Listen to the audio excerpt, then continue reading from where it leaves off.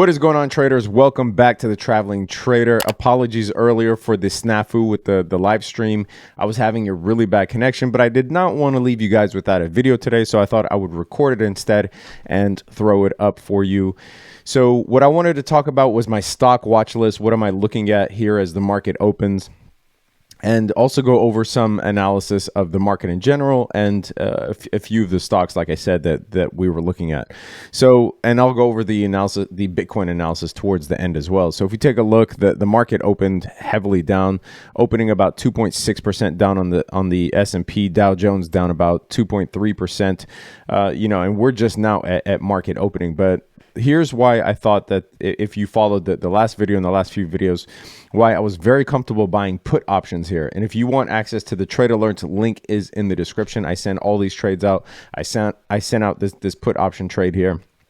But I bought put options at 289 because as the SPY broke the 21 EMA, the next logical level, the next logical resistance level was around here at 289. So, for one, you have the hidden bearish divergence between the price and the oscillators, right? You also have the divergence between the price and the volume. This is something you don't want to see. One of the surefire ways of determining whether something is a dead cat bounce or a bear rally is by looking at the volume during a price increase, especially a sharp price increase. Now, the price can increase without volume due to a few reasons, but one of them being short squeezes. And we know that is a big factor in the market. If you take a look at a stock like GameStop, which tanked today after rallying yesterday, you look at the percent of float shorted, 97%, right? So there were definitely a lot of shorts going on in the market, especially as the market was tanking. It was the easy play. And even, I engaged in a lot of shorting on the way down. One, as a way to hedge against the portfolio that you might hold, but also as a speculative strategy, which earns you a lot of money on the way down. It was a very easy and obvious play, and the market rarely gives you easy and obvious plays, but this was one of them, which is why you have to take advantage when you can. Anyway, so as the shorts start mounting, right, all it takes is just a little bit of momentum to get the price going and start liquidating or closing those shorts, or the investors are closing those shorts to protect the shorts themselves, right? So that builds up momentum, and then the Momo crowd, right, or the momentum crowd comes in and thinks that this is actual buying, and you hear all the sentiment on the news. Oh, this is a V-shaped recovery. This is going to be the fastest recovery in history. Blah blah blah. And although that is possible, it's certainly unlikely based on the conditions that we're in. So, because of that, the Momo crowd comes in and they basically jump on board trying to, basically leverage the notion that we found a bottom here and we're going back up towards all-time highs, right? So that's exactly why these things happen during a market. And I've showed this before. If you take a look at the market crash of 2008, here's the S&P. The initial drop was very violent. It was a 45% drop. We had about a 30% drop in this market crash, but we did have a rally of 19% in the coming couple of weeks. People don't remember this. You think of 2008 as a crash all the way down. However, it wasn't a crash all the way down. We definitely had some relief rallies here. So you had 19% a couple weeks after that, and then another drop 25% down. But guess what? You had a 25% rally thereafter before finally finding a bottom after dropping almost another 30%. And by the time the bloodbath was over, the market had taken like a 60% hit. So this just goes to show you that even during the worst financial crisis since the Great Depression, you see that we do have relief rallies in the same way that we do now, right? And so this rally here could very well be one of these things where, after we drop 45%, you see almost that 19% incline. So this V shape here before finding lower lows. Now, we're beholden to the virus and the news surrounding the virus, but with 16 million unemployment, I mean, even if the economy opens back up, it's going to be in a limited capacity, right? It's not like it's going to open back up, everyone gets their old jobs back and everything is hunky-dory. This is going to shape the way that consumers behave, at least in the short term, right? Like, are movie theaters really going to be packed to the brim, or is there still going to be social distancing measures where you have to leave 2 seats open? Are restaurants going to be packed to the brim, or are they going to limit their capacity as well? So the economy is definitely going to take a hit in the midterm. And I said this before, right? Like, Wall Street is not going to be accepting of a negative earnings season. You can have a few companies report negative earnings and the market say, oh yeah, that's priced in, but it's not going to be accepting of an entire season of negative earnings. So I think that we will see a drop. Whether we test these these lows or even make newer lows is anybody's guess, but I do think that this is not the recovery rally, and we will see another drop. So looking at the VIX, this is one that we played.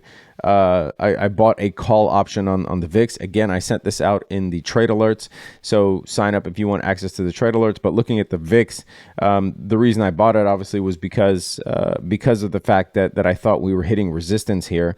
So when the S&P drops, typically the VIX, the volatility index, goes up, and we were coming up on the 50-day moving average on the VIX. So I was very comfortable buying a call option here at around $40, or it might have been $42. Let me go back and look, actually, just so I'm not lying. But the call option, if we take a look at the options, the VIX, yeah, okay, 40, 42 and a half. So 42 and a half on the strike. So it was a spread, 40 and 42 and a half.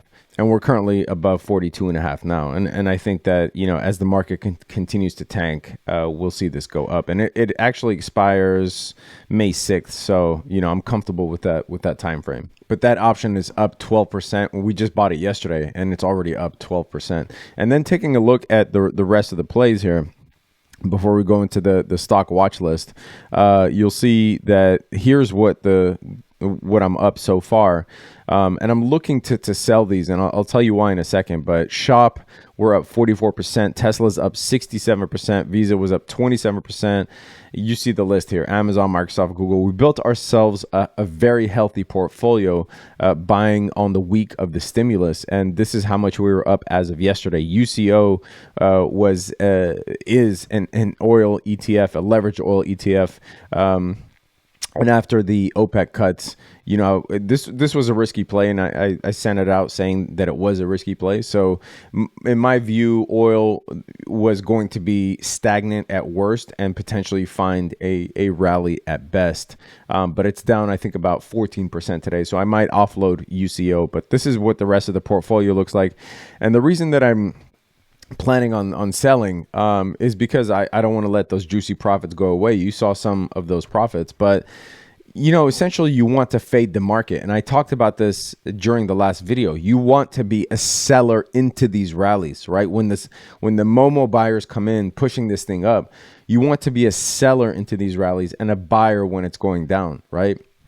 And again, it sounds a lot easier said. It's a lot easier said than done. So, but that's essentially what you want to be doing is fading the market, right? So that's why I want to sell into these rallies and buy as it's going down. All right. So what stocks am I looking at? I'll do a mix of long term and short term in terms of my watch list, but definitely looking at stocks like ExxonMobil. If you take a look at it on the weekly, it seems to have found a V-shaped bounce here. Now, ExxonMobil can definitely tank further, but again, we're talking about some of these stocks. We're talking about the long term, and you definitely do want to buy some of these blue chip companies and keep them in your portfolios. Now, you don't need to go all out. And looking at the daily here, you see ExxonMobil fall below the 21 EMA. So in my view, you can actually wait to buy this, see if it retests this low here at 31. But ExxonMobil is definitely one that I'm looking at. Salesforce is actually a very strong stock that just seems impervious to the crash in the same way that Shopify has, right? But this is one that I'm definitely looking at. I missed the boat a little bit on Salesforce because even before the crash, I was telling myself that, if this is the weekly chart, but if we come up on the 200 weekly moving average on Salesforce, that I would actually buy. And the week of the stimulus that I was buying all those other stocks in the portfolio, I definitely missed out on Salesforce. Not that I saw it hit here and I didn't buy it. I just forgot to look it up. Really, I should have set an alert. See, I mean, even experienced traders can make mistakes. So I definitely I definitely wanted to buy CRM as it hit the 200 weekly moving average here, but I didn't. Still, I do think that it is a good stock to hold at 150. I think its target with most analysts is 205. So and like I said, it is rather impervious to the market crash here. So, you could risk it and wait to see if it retests closer to the 200 week moving average. Currently it's sitting on the 100 week moving average, but I'm still comfortable scaling in to Salesforce here for the long term. All right, here's a stock for the short term that I'm excited about, right? Looking at RAD. This is Rite Aid. Now, Rite Aid provides some volatility for sure if you look historically at Rite Aid's chart. However, Rite Aid is very interesting because, it's considered an essential business in most states. And just like the grocery stores, it is one of the few businesses that has remained open during this coronavirus outbreak, right? So, but if you look at it on the weekly, it formed a double bottom. So this is the crash in 0809, and then in 2019 it bounced off of this level, so it formed this double bottom over the period of 11 years, which is crazy. And currently it's seeing resistance at the 100-week moving average. Now their earnings are actually coming up. When is that? Tomorrow, right? So if you take a look at earnings whispers, you'll see some of the earnings that are coming out, but Rite Aid's earnings are coming out on Thursday. So looking at that, if you did want to play a riskier game, you could definitely buy it ahead of earnings, especially if you look at what happened in the last earnings when it gapped up.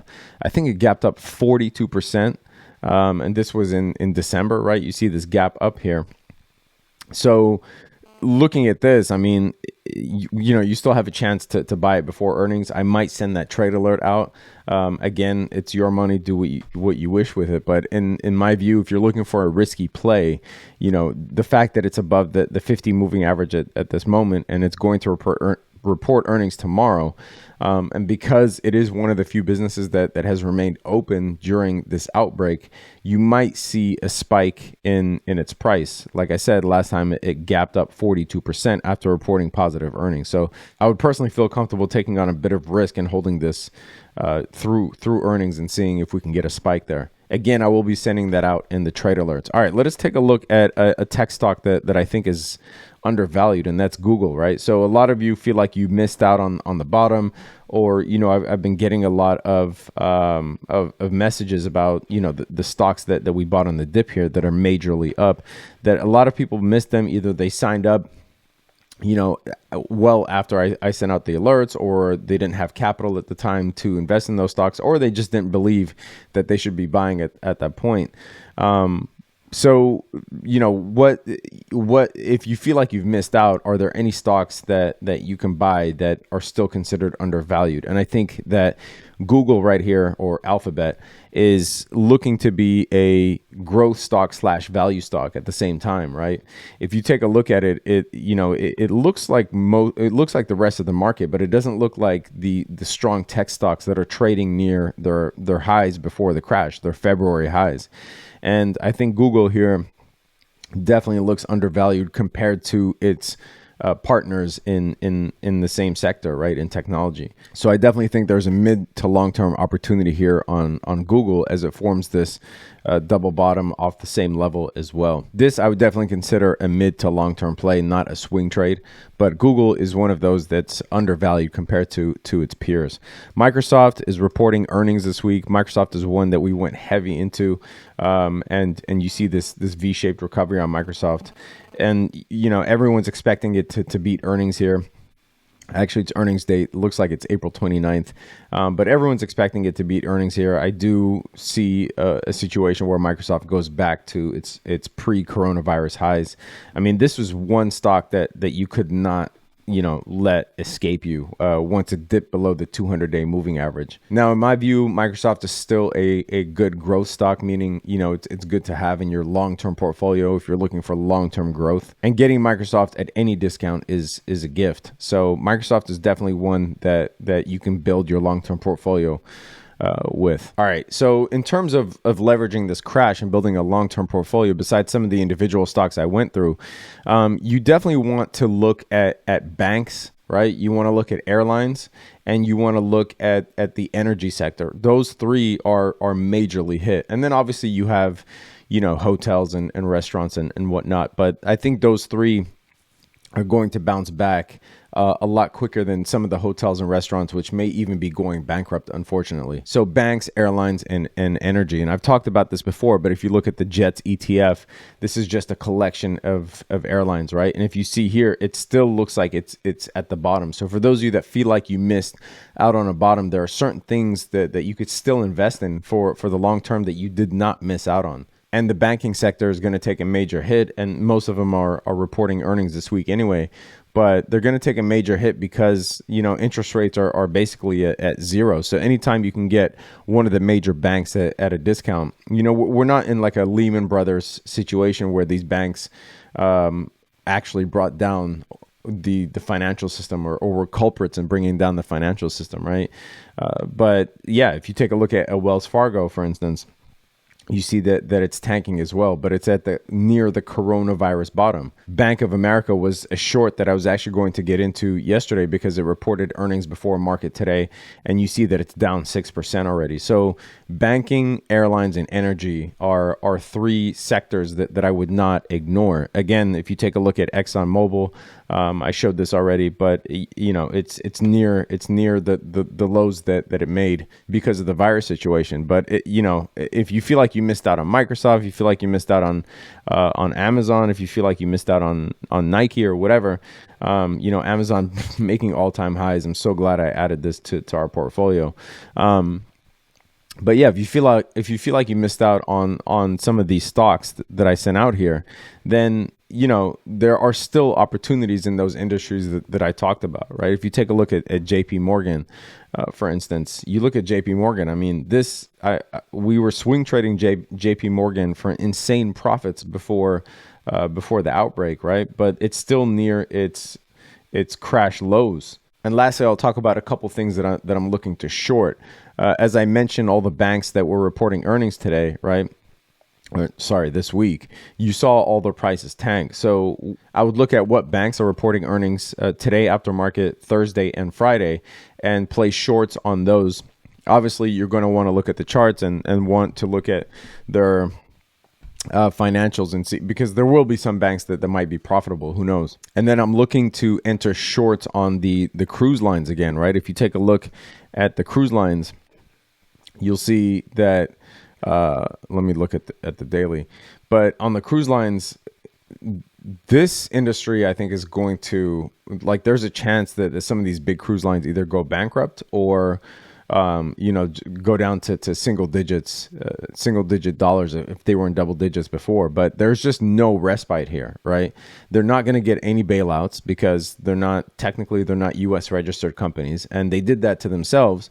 They were trying to avoid U.S. tax laws and U.S. litigation, and so they would register offshore.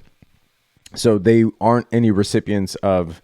They're not going to be recipients of any of the bailouts, right? They hire non-American workers on purpose so that they can exploit them and also avoid paying U.S. taxes and avoid U.S. employment laws, right? So there's a number of reasons why I think the cruise lines still have a lot more downside left. And I'll definitely feel comfortable shorting something like Carnival back to its recent lows. And lastly, I'll take a look at Bitcoin. If you look at Bitcoin, you'll see here that it was following the stock market for a bit, and you see it has dropped today with the market dropping. Definitely has not rallied, with the market rallying the last couple of days. So I think we forgot about Bitcoin's tendency to trade sideways. If you see here, for almost 2 months, Bitcoin has traded in this tight range. And then if we go back to, if you remember what was going on in 2018, this tight range here for 2 or 3 months that it was trading in. So Bitcoin definitely has an ability to trade sideways for a very long time. And the fact that it hasn't rallied with the market yesterday and it hasn't really crashed today, I honestly think in the short term, nobody knows what's going to go on with Bitcoin's price. It could trade sideways for a very long time. Remember, the halving is coming up next month. I do think in the long term, Bitcoin will go back up to fill that 8,400 gap that I was talking about the last video. But in the very short term, I don't think anybody knows what Bitcoin is going to do. All right, that is it for this video. Again, apologies for the live stream. Sign up if you want access to the trade alerts. Link is in the description, where I send out all these plays that I talked about, and I will be sending out the plays that I also went over. Subscribe to the channel, hit that notification bell, give it a thumbs up if you got anything out of this video. Leave a comment if you have a question, comment, agreement, disagreement. Stay safe out there, traders. Peace.